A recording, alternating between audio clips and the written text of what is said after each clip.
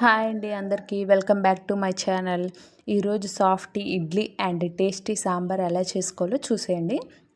అసలు సాంబార్ అంటే ఇష్టం లేని వాళ్ళు, సాంబార్తో తినని వాళ్ళు కూడా తింటారండి. ఇలా ఒకసారి ట్రై చేయండి. ముందుగా సాఫ్ట్ ఇడ్లీ కోసం 1 గ్లాసు మినపగుళ్ళు, 3 గ్లాసులు ఇడ్లీ రవ్వ తీసుకోండి. నేనైతే మినపగుళ్ళతో పాటు ఇడ్లీ రవ్వను కూడా నానబెట్టేసుకున్నానండి. కొంతమంది ఇడ్లీ రవ్వను రుబ్బి వేసుకుని హాఫ్ అన్ అవర్ లేదా 1 అవర్ ముందు నానబెట్టుకుంటారు. నేనైతే మినపగుళ్ళతో పాటే నానబెట్టేసుకున్నానండి నూకను కూడా. ఒక 6-7 అవర్స్ నానబెట్టిన మినపగుళ్ళని మెత్తగా మిక్సీ పట్టుకొని ఒక గిన్నెలో వేసుకోండి. మనం ముందుగా నానబెట్టుకున్న ఇడ్లీ రవ్వ కూడా పిండుకొని ఆ రుబ్బులో బాగా వాటర్ లేకుండా వేసుకొని నూక రుబ్బు బాగా మిక్స్ అయ్యేలాగా సాల్ట్ వాటర్ వేయకుండా బాగా కలుపుకొని ఒక నైట్ అంతా పక్కన పెట్టేసుకోండి. వేసవికాలం కాబట్టి పిండి బాగా పులిసిపోతుందండి. మార్నింగ్ అయ్యేసరికి పిండి చూడండి బాగా పులిసింది, బాగా ఉబ్బింది.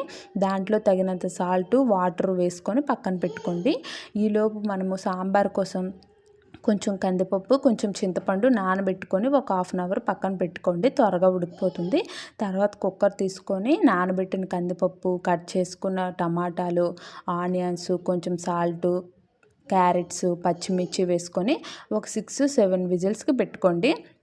పప్పు మెత్తగా ఉడికిపోయిన తర్వాత మీకు క్యారెట్స్ కావాలంటే సపరేట్గా తీసేసుకొని మిగతా పప్పు మొత్తము మిక్సీలో వేసుకొని మనం ముందుగా నానబెట్టి పక్కన పెట్టుకుని చింతపండు కూడా అందులోనే వేసేసుకొని మిక్సీ పట్టుకోండి. మిక్సీ పట్టుకున్న దాన్ని ఒక బౌల్లో వేసుకొని మనం ముందుగా బాయిల్ చేసిన క్యారెట్స్ కూడా అందులో వేసుకొని తగినంత వాటర్, సాల్ట్ వేసుకొని ఒక 10 నిమిషాలు మరగనివ్వండి. అది మరిగేలోపు ఒక ప్యాన్ తీసుకొని పల్లీ చట్నీ కోసం పల్లీలు, పచ్చిమిర్చి లైట్గా ఫ్రై చేసుకోండి. ఈలోపు ఇది మరుగుంటుంది. కొంచెం బెల్లం ముక్క కూడా వేసుకోండి, టేస్ట్ బ్యాలెన్స్ అవుతుంది. అది బాగా మరిగిపోయిన తర్వాత పోపు కోసం కళాయి పెట్టుకొని అందులో ఆయిల్ వేసుకొని కట్ చేసుకున్న ఆనియన్స్, కరివేపాకు, ఎల్లుల్లిపాయలు, కూరపప్పులు వేసుకొని కొంచెం ఇంగు ఉంటే ఇంగు కూడా వేసుకోండి. టేస్ట్ చాలా బాగుంటుంది. పోపు అందులో వేసి సాంబార్లో వేసేసుకొని దించే ముందు కొత్తిమీర కూడా వేసేసుకోండి. ఇంతేనండి, సాంబార్ రెడీ అయిపోయింది. ఇప్పుడు ఇడ్లీ కోసం ఇడ్లీ గిన్నె తీసుకొని ఇడ్లీలు మీకు ఎన్ని కావాలంటే అన్ని పెట్టేసుకొని సిమ్లో పెట్టేసుకొని ఒక 10 నిమిషాలు పెట్టేసుకోండి, అయిపోతుంది. ఇది అయ్యేలోపు పల్లీ చట్నీ కోసం పల్లీలు పొట్టు తీసేసి కొంచెం సాల్ట్, కొంచెం వాటర్ వేసుకొని మెత్తగా మిక్సీ పట్టుకొని పల్లీలు కూడా చట్నీ పోపు పెట్టేసుకోండి. ఇడ్లీలు చూడండి సాఫ్ట్గా ఉడికిపోయాయి.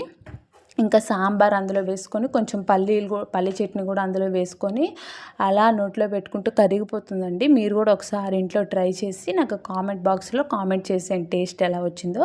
మీకు నచ్చితే లైక్ చేసి సబ్స్క్రైబ్ చేసుకోండి. ఇంతే అండి ఈ వీడియో. Bye bye.